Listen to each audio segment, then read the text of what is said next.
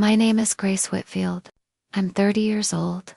6 days ago, at my own rehearsal dinner, my future mother-in-law stood up in front of 60 guests, raised a glass of champagne, and told the room that her son deserved better than a woman like me. She said it with a smile on her face.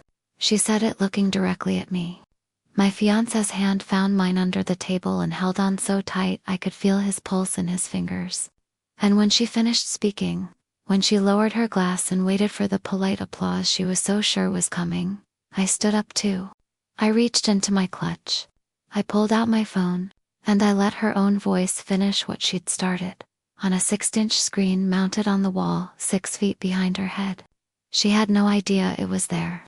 She had no idea what was about to play. Welcome to her side of the story for every woman who held it together, alone. If this is your first time here, I'm glad you found us. Hit subscribe, drop a comment, and let's get into it. Because this one still doesn't feel real to me, even 6 days later.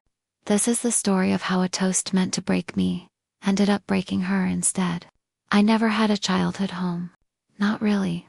My mother passed when I was 6, a highway accident on a rainy October night, and I never knew my father at all.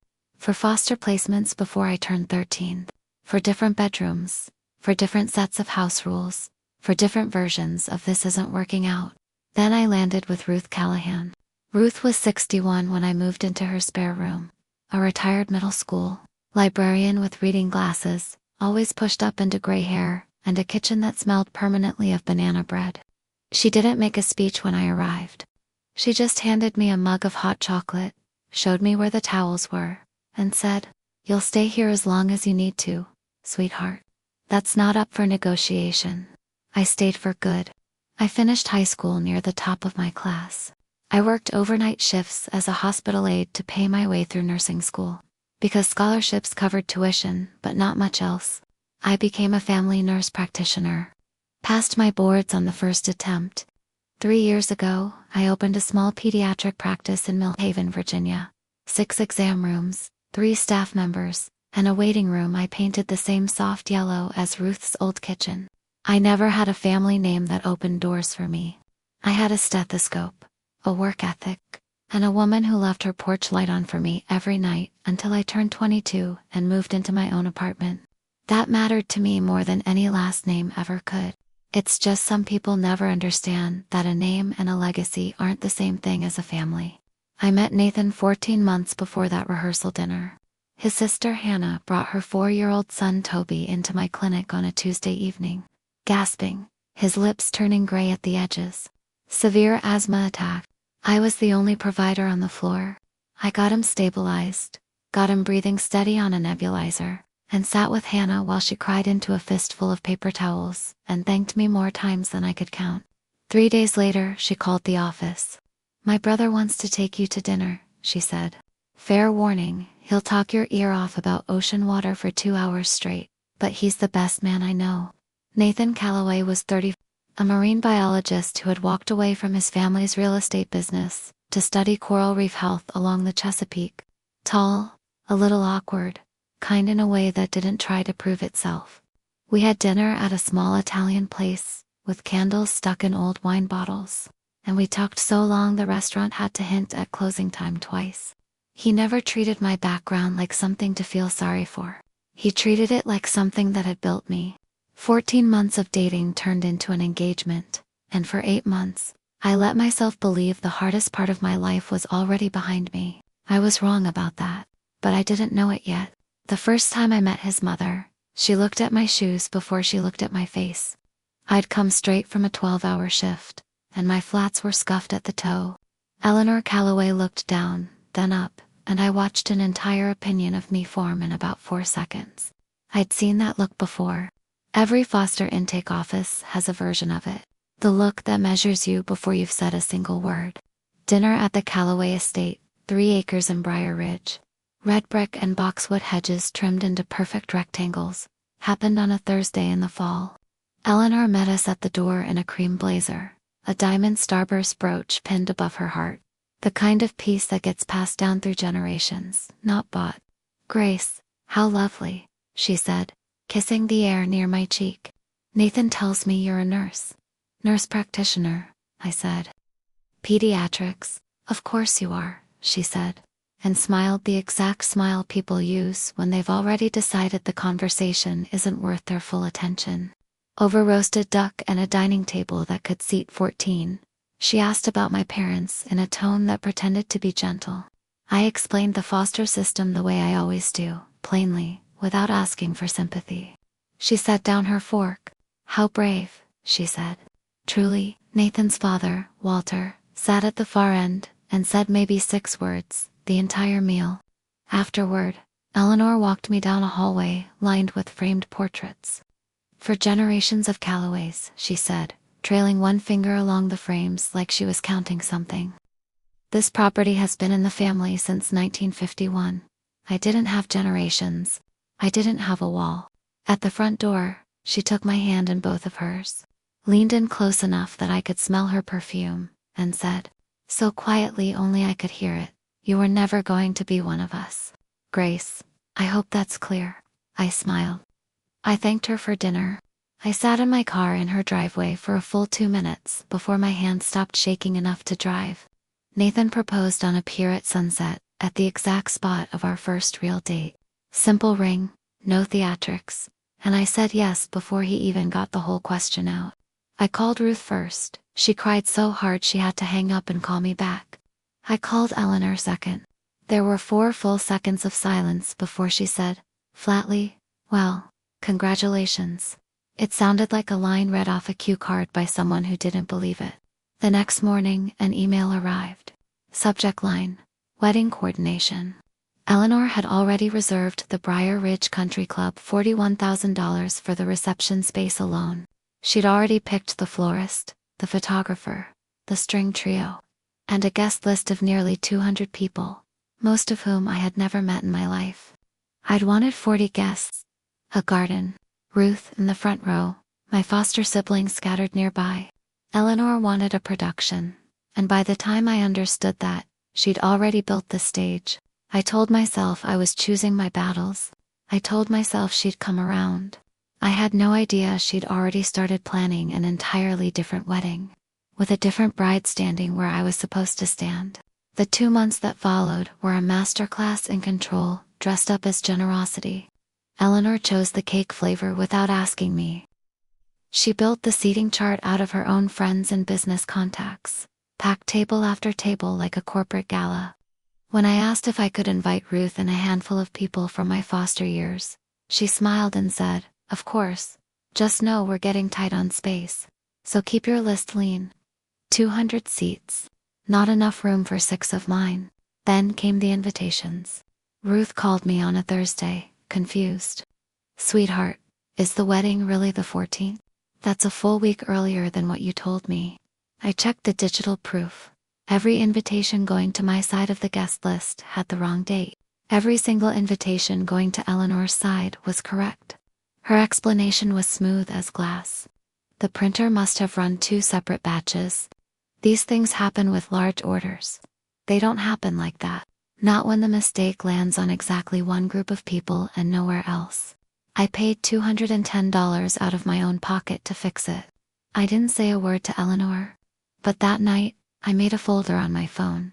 Screenshots, confirmation emails. I didn't know yet what it was for.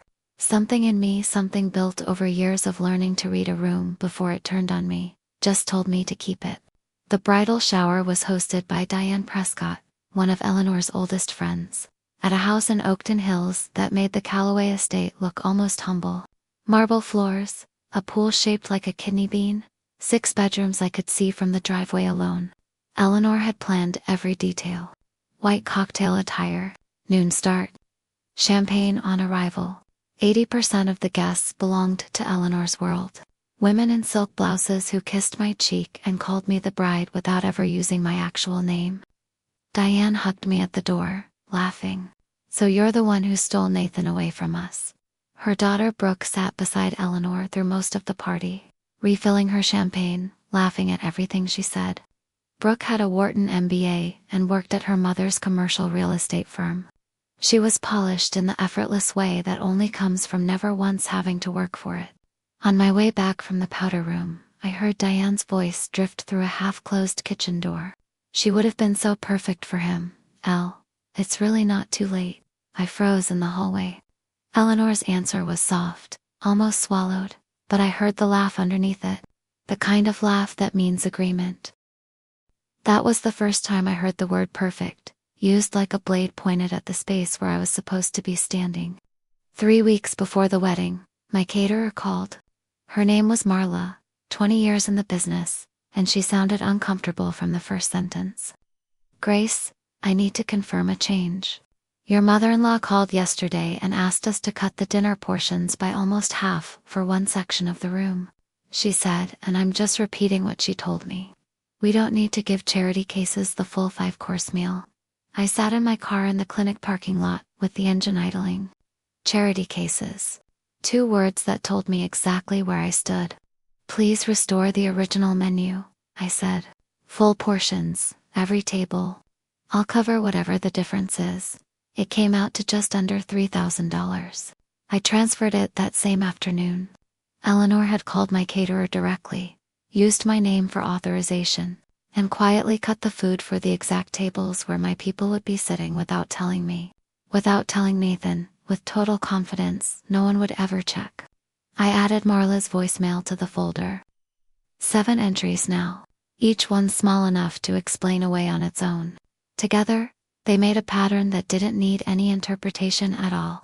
That night I called Ruth and read her every entry.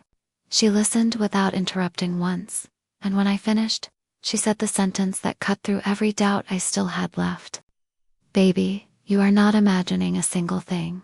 That woman is trying to erase you from your own wedding. She was right.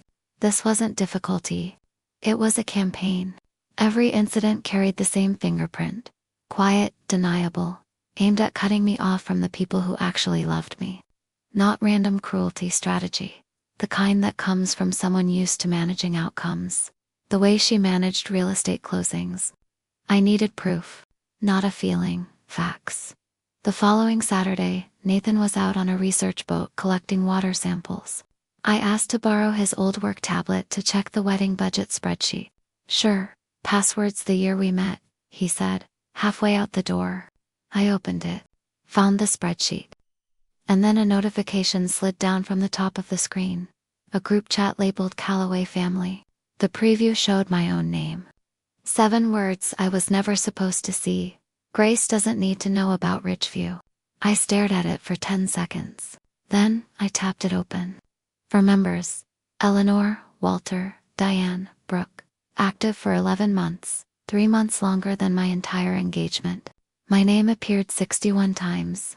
I counted later, because I needed to know. The very first message was from Eleanor, sent 11 months earlier, casual, the kind of opening line someone plans to look spontaneous when it isn't. Nathan's seeing that nurse from the clinic. Won't last long. Diane had replied within the hour. Brooke's been asking about him. Should I set something up? Eleanor, give it 6 months. He'll come to his senses. He hadn't come to his senses. He'd proposed instead. I scrolled forward. The tone shifted hard the day Nathan told his parents we were engaged. The messages came faster after that. Eleanor, this is a disaster. We need to move. Walter, let it play out. Maybe it fizzles on its own. Eleanor, I am not leaving this to chance. My hands were cold against the cracked screen. I kept scrolling. It got worse. 5 months before the wedding, Eleanor laid out an actual plan, typed calmly into that group chat like a business memo. The Callaways and the Prescotts. To families, 1 development deal. It was always supposed to be Brooke. Diane Brooke's more than ready. Just get the foster girl out of the picture. Foster girl, not Grace, not even her. Foster girl, Eleanor. I have a plan. The rehearsal dinner, 1 toast that ends it. She described it step by step, the way you'd describe a project timeline. Give a toast that humiliates me publicly. I break down, call off the wedding. Nathan, embarrassed and free, reconnects with Brooke. A $5.1 million land deal between Callaway Realty and Prescott Commercial Holdings closes on schedule. Sealed with a family merger. 4 steps. My entire future reduced to a project plan with a closing date attached. Walter's only response was 3 words. L, be careful. Not don't. Not this is wrong. Just a request that it be handled cleanly. An enabler's blessing, dressed up as caution. I set the tablet down, walked to the bathroom, locked the door, and sat on the cold tile for 10 full minutes. I didn't cry. My hands shook and my jaw ached from clenching it, but I didn't cry. You learn how to hold yourself together when the floor moves under you. Foster care teaches you that early, whether you want the lesson or not. Then I stood up, washed my face, and took 43 screenshots. Sent every one to my personal email. Cleared the notification. Wiped the read receipt. Set the tablet back exactly where Nathan had left it. I didn't tell him yet. That was deliberate. Nathan loved his mother the way sons love mothers, who are difficult but familiar. He'd spent 34 years quietly translating her cruelty into she just has strong opinions if I handed him screenshots with no plan behind them. He'd call her immediately. She'd deny everything, delete the chat, cry to his father, and tell every friend she had that I'd poisoned her son against her. She'd rewrite the whole story before anyone else got a chance to hear the real one. I needed something she couldn't talk her way around. 2 days later, Hannah texted me. Can you meet me at the coffee place off Route 9? I need to show you something. We sat in a corner booth. Her eyes were red before I even got there. I know about the group chat, she said. I've known for a while. I was too scared to say anything. She swallowed hard. But I found something worse. She slid her father's old tablet across the table, the one he used for legal work, and opened a folder labeled Saved Calls. Inside was a single video, recorded 12 days earlier, 8 minutes and 40 seconds long. Mom doesn't know this exists, Hannah said. Dad turned on call recording months ago for a deposition and just never turned it back off. She pressed play. Eleanor sat in her own living room, evening light through the window. A crystal glass of wine on the side table. Mid-video call with Diane. Both of them laughing. My son could have married someone from a real family, Eleanor said, holding up an imaginary champagne glass, practicing the line out loud like a rehearsal. Instead, he chose her. She pointed straight at an invisible version of me and smiled. Diane, and then what? Eleanor, then I point right at her, in front of everyone. Can you imagine her face? Diane laughed harder. She'd cry right there at the table. Eleanor took a slow sip. She'll run. She's a foster kid, Diane. They always run when things get hard. By Monday, Brooke's engagement photos are on my mantle, and the Ridgeview deal closes by spring. At the 6-minute mark, she said it outright. We don't set a place at the Callaway table for charity cases. Diane, it's time everyone finally understood that. I watched all 8 minutes without moving. Eleanor Callaway rehearsing her cruelty like an actress blocking a scene, coached by her closest friend. Hannah reached across the table and put her hand over mine. She's my mother, she said, but you're my family now. I couldn't watch her do this to you and say nothing. Can you send this to my phone? I asked. She did. That night I sat on the edge of our bed and waited for Nathan to come home. He walked in smelling like sunscreen and salt water, talking about promising coral samples, until he saw my face. What happened? I opened my phone and showed him the screenshots first. 43 images. His color started draining somewhere around message 12. By message 30, his jaw was so tight I could see it working in the low light. 11 months, he said, barely above a whisper. She's been doing this since before I even proposed. He stood up, walked to the window, pressed his forehead against the glass. I'm calling her right now. I'm ending this. No, I said. If you call her now, she controls the story. She delete the chat, cry to your father. Tell everyone I turned you against her. 60 guests will only ever hear her version. Then what do we do? I opened the video. He watched all 8 minutes without speaking. His mother's face, his mother's voice, the imaginary toast, the laughter, the calculated plan. When it ended, he sat back down and took my hand. Together, he said. Together, I said back. The rehearsal dinner was 2 days out. If you've ever sat across a table from someone who tried to make you feel like you didn't belong there, I see you. Tell me in the comments. And if you want to know exactly how this played out, stay with me, because this is her side of the story. And we are just getting started. I went to work the next morning like nothing had changed. 7 patients before lunch, including a 2-year-old running 103-degree fever. And I smiled at her mother in the hallway while my hands stayed perfectly steady. That's the thing about growing up the way I did, about doing the work I do. You learn to hold a crisis in a locked room in your mind and function normally on the outside until you're ready to open that door. Nathan called the country club during his lunch break and asked one question. Was there a screen in the private dining room that could connect wirelessly? There was a 60-inch flat panel behind the head table. He told them we might want to play a short video during the toasts. They said that wouldn't be a problem at all.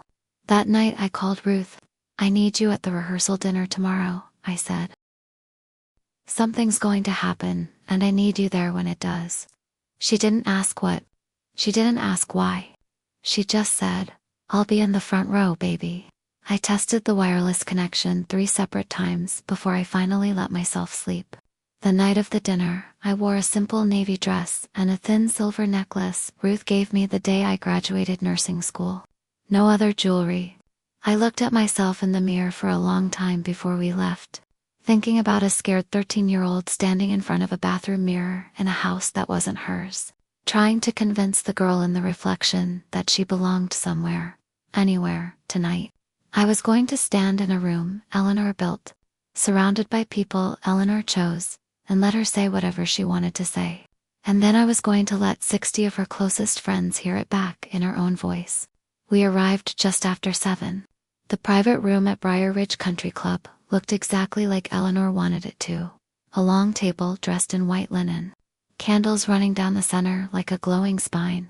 60 chairs arranged with the precision of a seating chart revised more times than I could count. She sat at the head, directly beneath that 6-inch screen. She had no idea it would matter. Diane sat at the closest table in deep green. Brooke beside her, quiet hands folded. And in the far corner near the service door, Ruth Callahan, 61 years old, reading glasses pushed into silver hair. She caught my eye and gave the smallest nod I'd ever seen. I nodded back. Dinner opened with a butternut squash soup Eleanor had personally approved. Nathan's uncle told a story about young Nathan bringing a live crab to a family cookout, and the whole room laughed. Eleanor's smile was wide, warm, perfectly timed. Across the room, Diane watched her, waiting. Walter sat at the far end, cutting his steak into precise little squares, not once looking up. He'd read every word of that group chat. He knew exactly what was coming, and he was going to let it happen with his silverware in hand, the same way he'd let everything happen for 34 years. Dessert came at 8:45. Eleanor stood, lifted the champagne glass that had been sitting untouched by her plate all evening, and tapped it once with a spoon. The room went quiet. Thank you all for being here tonight, she began. And her voice carried the way a voice carries when it's spent decades commanding rooms just like this one. She told a real story, Nathan at 8 building, an elaborate sandcastle on the shore, that a wave knocked down in one pass, how he rebuilt it without a single tear. The room laughed warmly. I smiled too. For 30 seconds, I saw the mother Nathan actually remembered. Then her voice dropped a register. The register that means something bigger is coming. But as his mother, she said, I also have to be honest tonight. She turned and looked directly at me. My son could have married someone from a real family. A doctor, a lawyer, someone with a name behind her. She lifted her glass toward me the way a prosecutor lifts evidence. Instead, he chose her. The diamond brooch on her lapel caught the candlelight and threw it across the tablecloth like a small blade. A girl with no family name, she went on, voice rising into something almost theatrical. No legacy, nothing worth speaking of. A girl who grew up in, well, let's just say not the way we did. She turned back to the room, tears appearing on cue. I only wanted the best for my son. I tried to give him a life to match his own. I just want everyone here to know that I tried. The room had gone completely, terribly silent. The kind of silence that only exists in a room that's just watched something ugly happen somewhere it wasn't supposed to. I set my napkin down. I stood up. That was honest, I said, my voice even. And since we're all being honest tonight, I think this room deserves the whole story. I opened my clutch. My phone was already on the screen mirror, already connected. One tap. Eleanor's face changed. The hostess dropped away, and something sharper sat underneath it. What are you doing? Being honest, I said. Same as you. The screen behind her flickered blue. My phone mirrored onto the wall. She turned, saw it, spun back to me. Grace, whatever this is, not here. You chose here, I said. You chose this room, these guests, this exact moment. I'm just adding a little context. I pressed play. Her own living room filled the screen. Her own voice filled the speakers. My son could have married someone from a real family, recorded Eleanor said, holding up her imaginary glass, laughing. Instead, he chose her. 60 heads turned from her to the screen and back. Real Eleanor stood frozen beneath it, her back to her own face. And she didn't need to turn around to know exactly what was playing.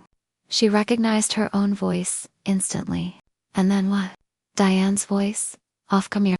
Then I point right at her, in front of everyone, recorded Eleanor said, beaming with pride. Can you imagine her face? She'd cry right there at the table. She'll run. She's a foster kid, Diane. They always run when it gets hard. Someone near the middle of the room gasped audibly. Nathan's uncle set his fork down so hard it rang against the plate like a small gavel. The video kept going. By Monday, Brooke's engagement photos are on my mantle. The Ridgeview deal closes by spring. Diane, off camera, 5.1 million. Not bad for a rehearsal dinner speech. Eleanor, on screen, smiling into her wine. We don't set a place at the Callaway table for charity cases. Diane, it's time everyone finally understood that. Charity cases. The exact phrase Marla had quoted me on the phone weeks earlier. Eleanor's own signature, spoken twice, now playing back to the very people who'd trusted her smile for years. The screen went black. The AirPlay icon returned, glowing blue behind her head like a strange kind of halo. The silence that followed wasn't the polite kind. It was the kind that follows a detonation, the kind where a room is still working out what exactly just hit it. If this story has you holding your breath right now, that makes two of us. Because I was there and I could barely breathe either. Hit subscribe if you want more stories like this one. Because what happened in the next 60 seconds changed everything. Diane sat frozen, both hands gripping the edge of the tablecloth. Her husband, a quiet man who'd barely spoken to me all evening, turned to her slowly. Diane, what deal? What did she mean? Diane didn't answer. Brooke stared between her mother and Eleanor, mouth open. Mom, I didn't know about the money part. I swear I didn't know. Walter hadn't moved an inch, hands flat on the tablecloth, eyes fixed on nothing. Eleanor spun toward the screen. Turn it off. Turn it off right now. Nobody moved. A woman near the front stood, walked quietly to the bar, and didn't come back to her seat. Another simply gathered her purse and left the room without a word. The click of her heels, the loudest sound left in the space. Eleanor turned to me, mascara streaking down her face. The brooch still catching the light, still gleaming, though the woman wearing it had completely collapsed. You recorded me. You planned this. I didn't record anything, I said quietly. You recorded yourself, on your own husband's tablet. The call save setting was already on. I watched the realization land on her face in real time. She'd built the weapon herself, aimed it at me, and it had gone off in her own hands. I took one step closer, close enough for the front tables to hear, soft enough that they had to lean in to catch it. I didn't come from a real family, I said. I grew up in foster care. I worked overnight shifts to put myself through school. I built a clinic that treats children exactly like the ones you called charity cases tonight. I let that sit in the room for a second. You chose this room. You chose these witnesses. You chose to stand up with that glass. Now everyone here knows exactly who you are. She opened her mouth. Nothing came out. A woman who'd delivered toasts at galas and closings for 3 decades, and she couldn't find a single word. Nathan stood. Mom, you've been planning this since before you even knew we were engaged. His voice wasn't loud, but it carried. I did it for this family, Eleanor said, voice cracking. For your future, for the deal, Nathan said. That is not. She turned on Walter instead. You were in that chat. You knew. Walter's voice came out, barely above a whisper. Stop, Eleanor. Nathan looked at me, and I looked back at him. And he said it quietly enough that only our table should have heard. Except the room had gone so silent that everyone did. She chose me, he said. And I chose her. That's what family actually looks like. I picked up my phone, set it back in my clutch, and took his hand. We walked toward the door. Hannah followed right behind us, chin up, hand steady. And from the corner table by the service door, Ruth Callahan stood too. 4 of us walked out together into the lobby, and then out into the warm night air. While behind the closed doors, Eleanor's voice kept rising, cracking, calling names into a room that had already stopped listening to her. The parking lot smelled like cut grass. Crickets going in the dark. I took the first full breath I'd taken since she stood up with that glass. We're still getting married tomorrow, Nathan said, arm around me. Yes, I said. We are. Ruth squeezed my shoulder, firm, the same squeeze she'd given me on every first day of school, and every hard morning since. I am so proud of you, baby. That parking lot for people, crickets, stars through the trees, was my real rehearsal dinner, not the one with the linen and the seating chart. This one, the wedding, happened the next day, just not where anyone expected.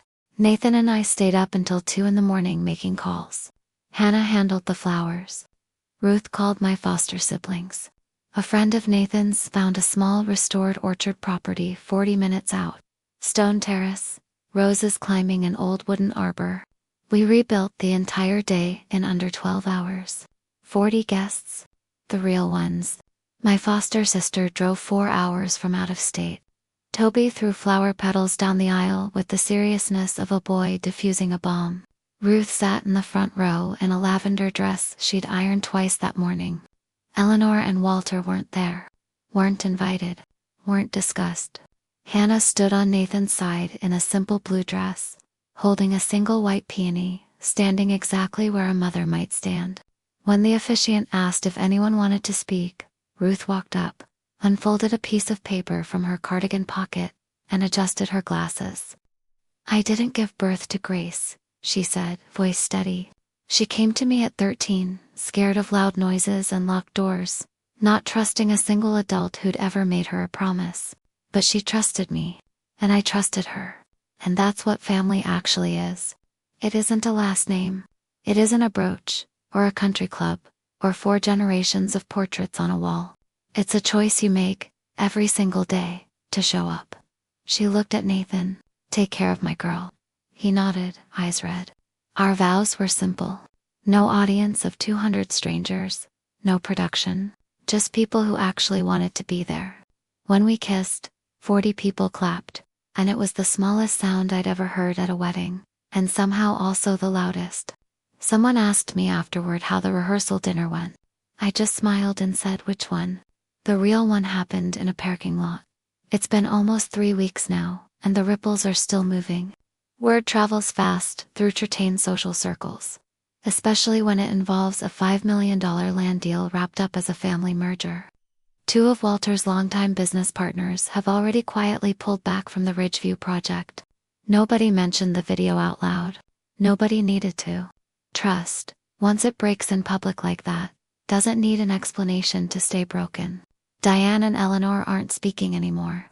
According to Hannah, Diane's angrier that the plan got exposed than she is about the plan itself existing at all, which honestly tells you everything you need to know about her that the video didn't already. Walter called Nathan 10 days later. Said, simply, I'm sorry I didn't stop her. Nathan listened and then said, I know, Dad, but sorry isn't quite enough right now. Eleanor sent me exactly 1 text message. Not to Nathan, to me. You embarrassed this family. I never replied. Brooke reached out privately, a message that read like it had been rewritten a dozen times before she sent it. She said she hadn't known about the financial side of things, that she'd thought her mother was just being her mother. I told her I hoped she found someone who chose her for who she actually was. My clinic got approved for an expanded county partnership last week. Insurance coverage for foster children across the region. Something I'd been pushing toward for 2 years. The paperwork cleared the same week. Eleanor's diamond brooch sat untouched in a jewelry box for what I imagine is the first time in years. Hannah comes for dinner most Sundays now. She brings Toby. He calls me Aunt Grace. Family was never going to be built out of champagne, toasts, and 4 generations of portraits on a hallway wall. It's built at midnight, when a 4-year-old can't catch his breath. It's built in a parking lot under the stars with the people who actually show up. It's built by choosing someone not because of what name they carry, but because of who they actually are. That's my story. 1 toast, 1 video, and 60 people who finally saw the truth in real time. If this reminded you that you belong exactly where you are, share it with someone who needs to hear it today. This has been her side of the story, for every woman who held it together, alone. Drop a comment, hit subscribe, and I'll see you in the next one.